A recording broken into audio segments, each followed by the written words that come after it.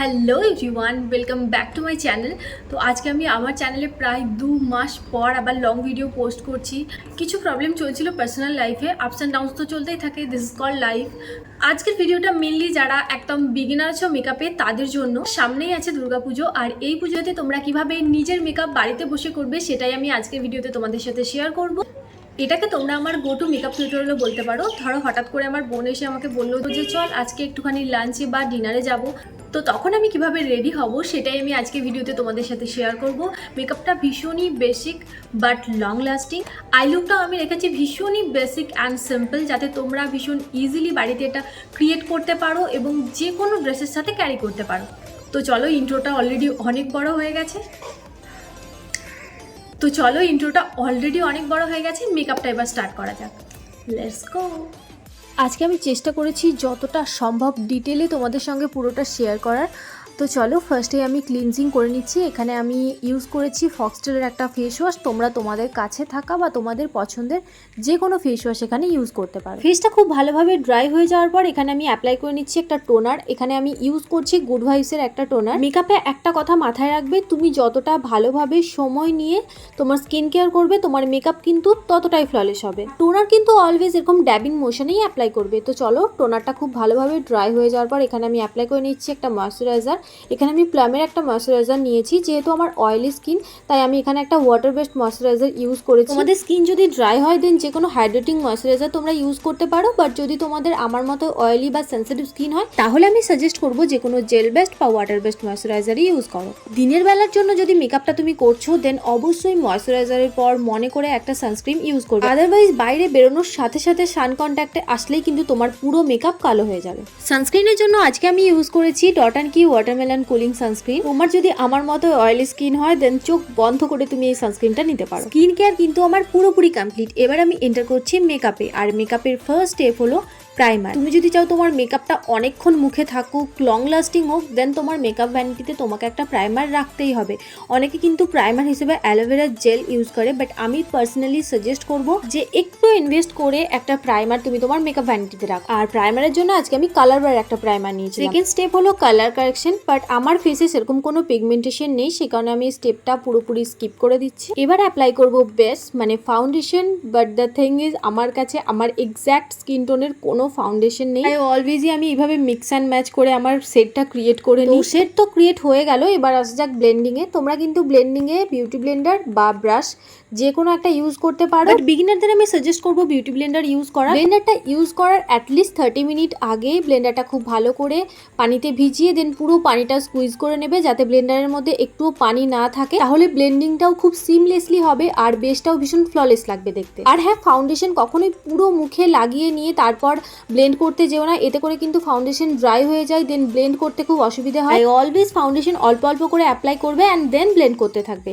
আর নেক এরিয়াতেও কিন্তু মনে করে ফাউন্ডেশন অ্যাপ্লাই করবে, না হলে নেকের কালার আর ফেসের কালার আলাদা লাগে আর ভীষণ উইয়ার্ড লাগে মেকআপটা দেখতে। আর হ্যাঁ, আমি যে যে প্রোডাক্টগুলো ইউজ করছি তার প্রত্যেকটার নাম আমি স্ক্রিনের মধ্যে দিয়ে দেবো, তো তোমরা সেখান থেকে ইজিলি দেখতে পারবে, কোনো প্রবলেম হবে না। আর হ্যাঁ, প্রত্যেকটা প্রোডাক্ট অ্যাপ্লাই করার পর অ্যাটলিস্ট 30 to 40 সেকেন্ড ওয়েট করবে, যাতে সেই প্রোডাক্টটা খুব ভালোভাবে স্কিনের মধ্যে সেট হয়ে যায়, দেন পরের প্রোডাক্টটা অ্যাপ্লাই করবে। এই ধরনের ছোট ছোট টিপসগুলো মাথায় রেখো যখন মেকআপ করছো, তাহলে দেখবে তোমাদের মেকআপও ফ্ললেস আর লং লাস্টিং হবে। এবার আমি অ্যাপ্লাই করে নিয়েছি এখানে একটা কনসিলার, যাতে আমার আন্ডার আই এরিয়া, ফোরহেড এই জায়গাগুলো একটুখানি হাইলাইট হয়। আর কনসিলারের জন্য আমি আজকে নিয়েছি সুইস বিউটির liquid concealer in the set 02 sand সেবল।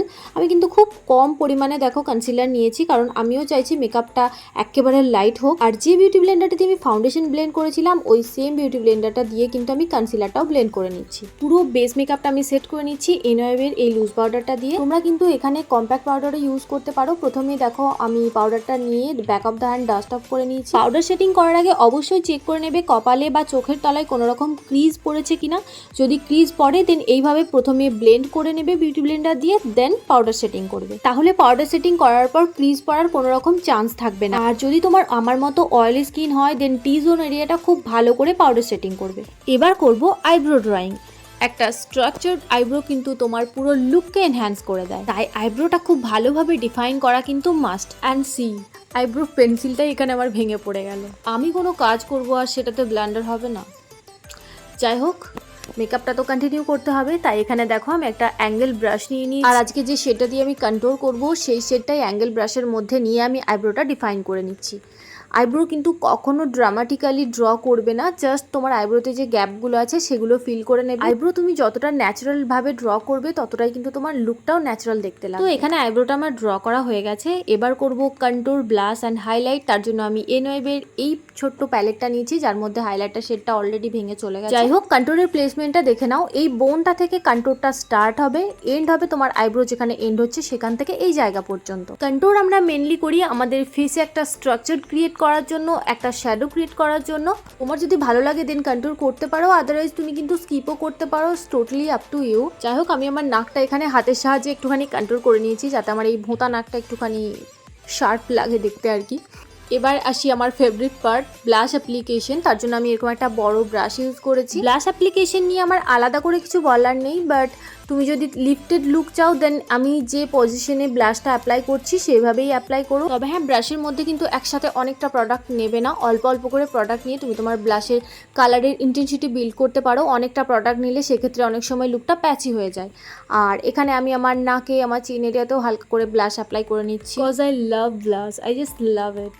আচ্ছা, আজকে আমি আই মেকআপের জন্য কিন্তু কোনো আই প্যালেট ইউজ করিনি। কন্ট্যুর, ব্লাশ, হাইলাইটার প্যালেট থেকে আমি ব্লাশের শেডটা নিয়ে আমার আইলিডে ওই সেম ব্রাশ দিয়ে দেখো অ্যাপ্লাই করে নিচ্ছি। তোমরা কিন্তু এখানে কন্ট্যুর শেডটাকেও as a eye shadow apply করতে পারো। আর ওই সেম ব্লাশ শেডটা আমি আঙুলের সাহায্যেও দেখো আমার লোয়ার ল্যাশ লাইনে অ্যাপ্লাই করে নিয়েছি। আর এই ধরনের আই লুকগুলো তুমি যে কোনো ড্রেসের সাথে ক্যারি করতে পারো, এটা আমার গো টু আই লুকও তুমি বলতে পারো। মোস্ট অফ দ্য টাইম বেরোনোর সময় এইভাবেই আই লুক ক্রিয়েট করে বেরিয়ে যায়।